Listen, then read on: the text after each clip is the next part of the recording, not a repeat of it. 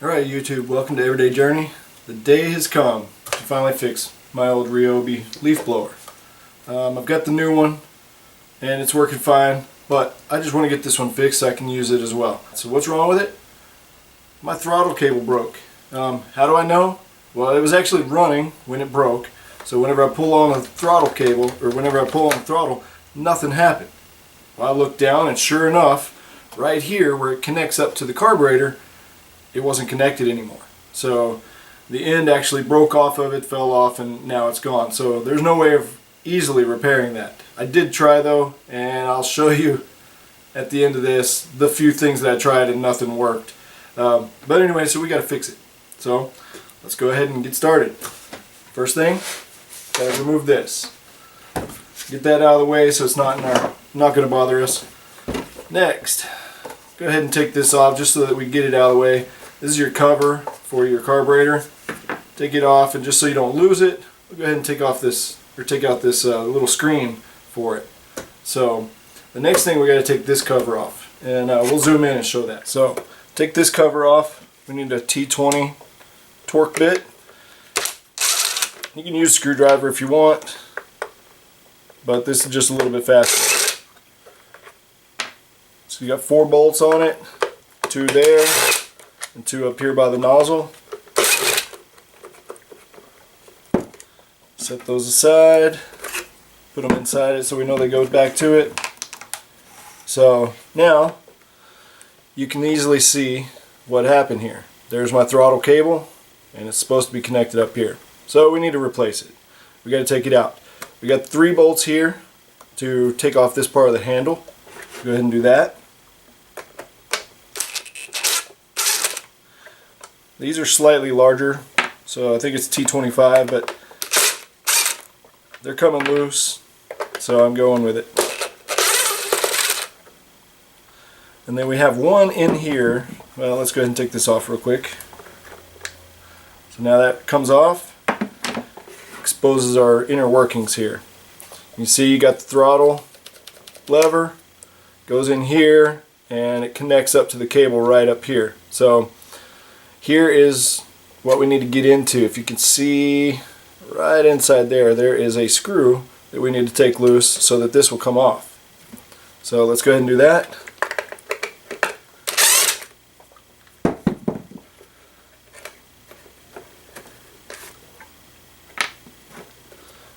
And now this comes out like so. Go ahead and pull this loose. This is our kill switch. And right here is one more screw that we're going to have to take off. And then that's everything that connects to the cable.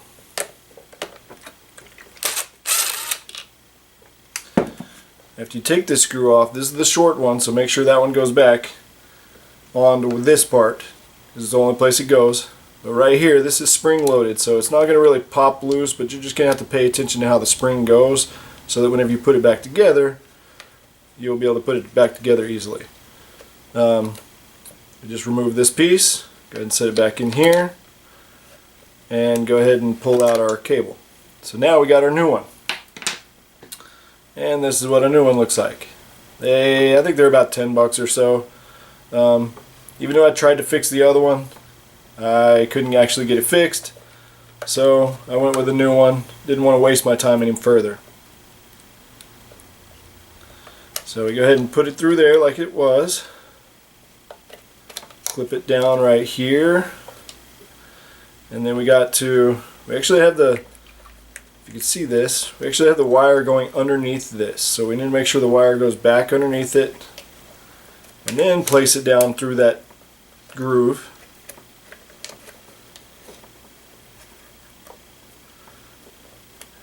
And then press it all the way down through there, and we're going to have to connect our screw back to it again. One of the things we're going to have to pay attention to is the orientation of this 90 in this. Right now, the way I've got it, it doesn't want to work. So I'm going to pull it back out. Maybe put it in the angle it needs to be in, and then go this way with it, and then press it into place.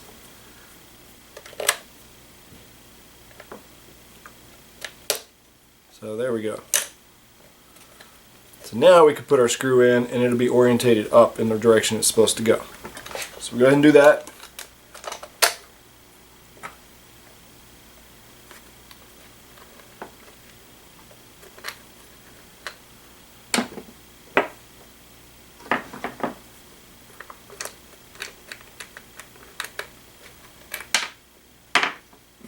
Not the easiest thing to get it in there.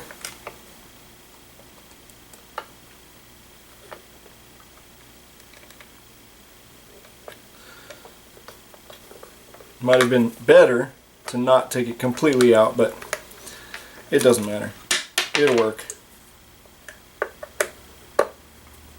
Alright, so that's going in.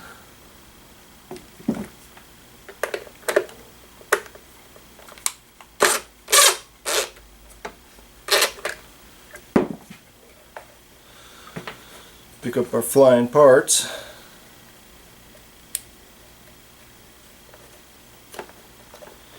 Press this all back in. And it's probably going to do like mine, and you're going to fumble your way through it, but you'll get it. There we go.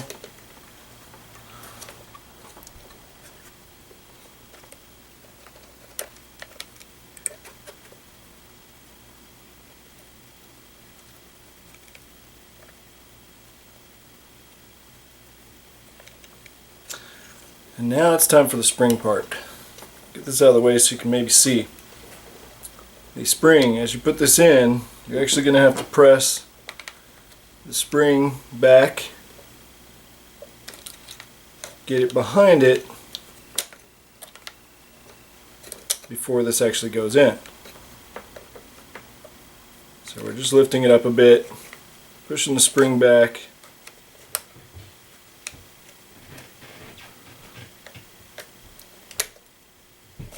And there we go.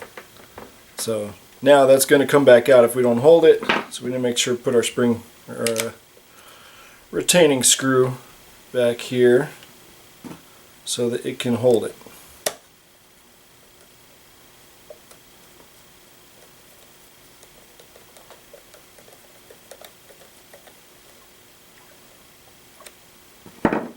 And now when we pull it, everything's working like it should. So we just rerun our wire through the grooves that it's supposed to go to keep everything away. This here actually goes down over this, and this goes back on here. This is what actually touches your hand. And then we put the cover back on.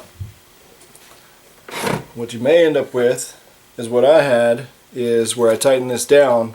It was actually in the wrong place, and now I've got some extra looping going on right here. I just need to loosen that real quick and pull it through a little better, and then tighten it back down.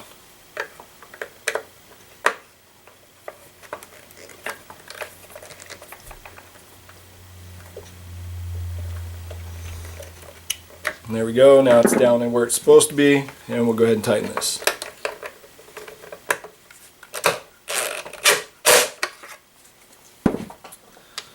Put everything that might have popped loose back in place.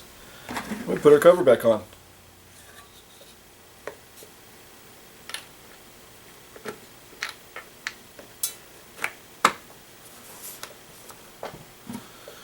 Three screws in place. Go ahead and tighten those down. Since I am using the wrong size bit, I can't tighten it down too much.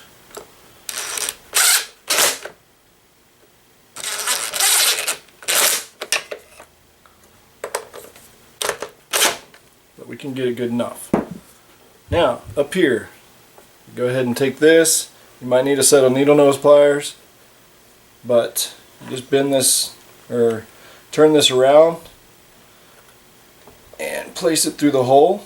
Like I said, this on the carburetor is actually spring loaded, so you may have to pull it forward. And this will help with some needle nose. Let me grab it. Alright, so you can see that. We'll go ahead and put some tension on that spring. Take this and place it back down in where it needs to go.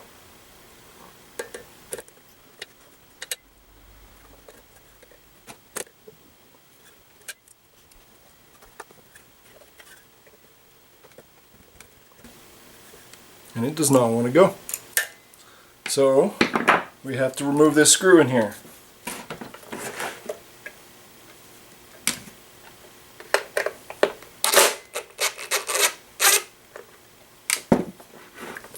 And now we get a little more flexibility out of this.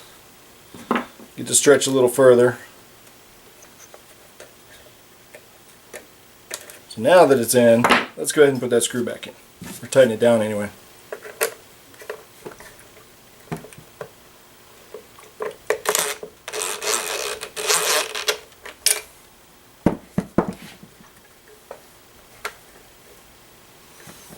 Alright, put the cover back on.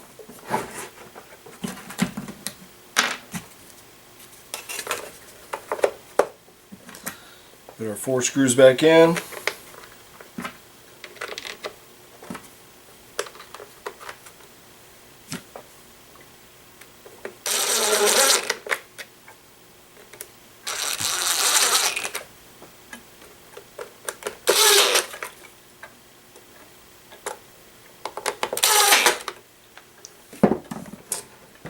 Put our screen back in.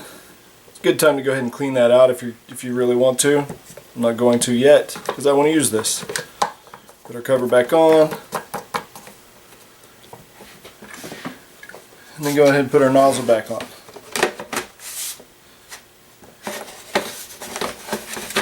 Just goes in place, twist until it actually catches. There we go. Now let's see if she fires up.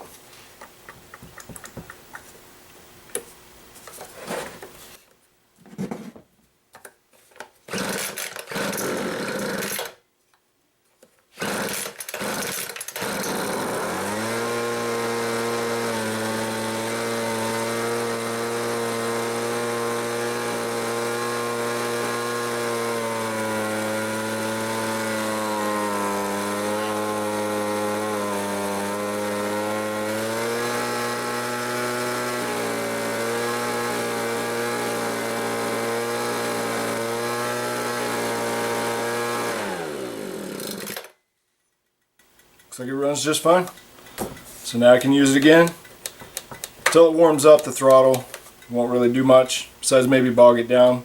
So once it's warmed up good, then we'll have full function. So, well, I hope you liked the video. Hopefully it helps you out in getting your stuff fixed. If you know of a better way to put an end like that, of course that's the funky Z-shaped end. If you know of a better way to put another one on there, then let me know.